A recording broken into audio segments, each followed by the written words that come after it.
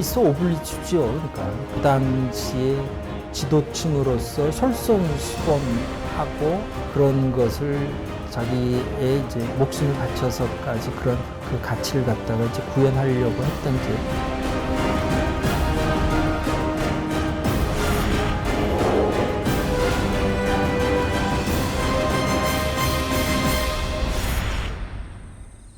고광수는 전남 담양군에서 명문가의 후예로 태어났다. 임진왜란 때 활약했던 의병장 고경명의 후손답게 그는 저리정신이 남달랐다고 한다. 어려서는 외할아버지인 김경천 선생님한테서 학문을 배우고 총명하고 또 그 우애가 남달랐을 뿐만 아니라 지조가 높고 위력에 굴복하지 않고 또 이욕에 이렇게 유혹당하지 않는 그런 성격을 가졌다고 합니다. 조선의 국권을 마음대로 유린하는 일제를 지켜보던 고광수는 을미사변이 일어나자 통렬한 마음을 담아서 국왕에게 상소를 올린다.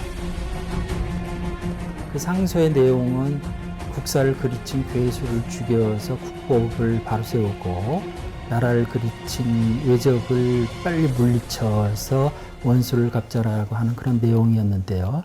그렇지만은 이 상소가 받아들여지지 않습니다.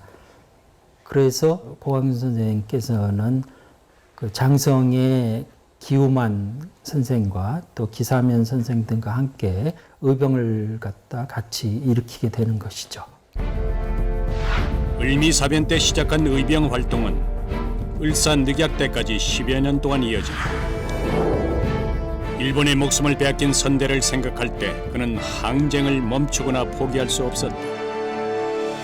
똑같이 선대 할아버지들이 의병을 일본 놈 손에 돌아갔으니까 나도 일본 놈 세상에 있는데 앉아있을 수 없다 해서 의병을 하시오. 근데 녹청은 먼저 가국이라고 해요. 가정에 하고 그다음에 국가의 원수다. 그래서 가국지수다 그런다. 가문의 명예와 전 재산을 건 끈질긴 항쟁. 일제조차 그를 호남 의병의 선구자로 부를 정도로 고광순의 활약은 호남 지역 의병 활동에 큰 영향을 끼쳤다.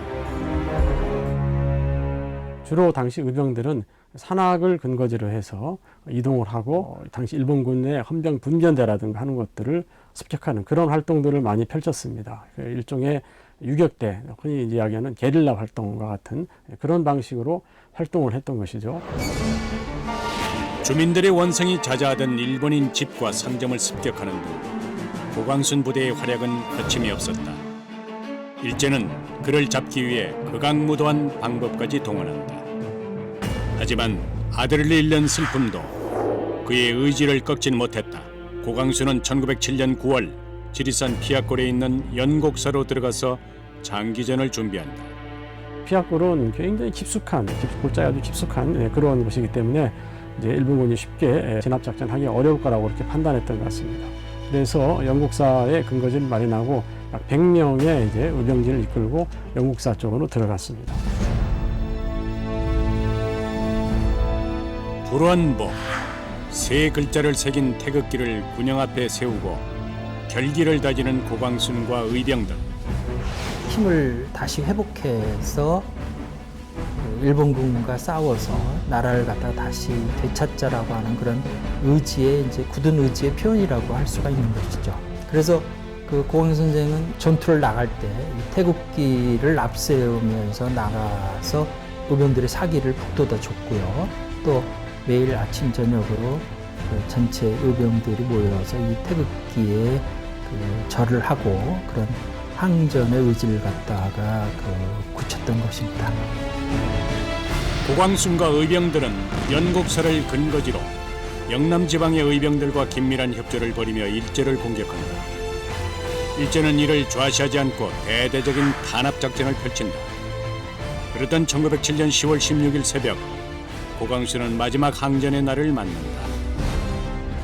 그래서 고광수 선생은 부하들에게 나는 목숨을 바칠 생각을 다 했으니까 염려하지 말고 알아서 살아나가라 했더니 그 부장이었던 고재량 선생이 이제 함께 을을 위해서 일으켰으니 다 함께 죽어야 된다라고 하면서 결국 결사적으로 이렇게 싸우다가 모두 이제 결국 순절을 하게 되는 것입니다. 항전에서 최후를 맞은 고광순.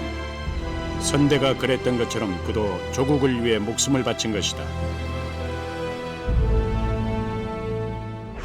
한말에 자신의 그런 그 모든 것을 갖다가 희생해서 결국 그 의병을 일으켜서 결국 순절하기까지 한 그 고광순 선생의 그런 솔선수범의 정신, 말하자면은 그 노블리스 오블리지의 그런 정신이 어떻게 보면 오늘날에도 굉장히 그 필요하고 또 그러한 것이 그 고광순 선생이 오늘날에 우리들에게 주는 교훈이 아닐까 이렇게 생각이 됩니다. 나라를 잃은 조국 앞에 개인의 영달이 무슨 소용이 있을까? 고광순은 명문가의 자손으로 혼란한 시대에 맞서 어떻게 사는 것이 옳은 길인지 자신의 삶을 통해 보여주었다.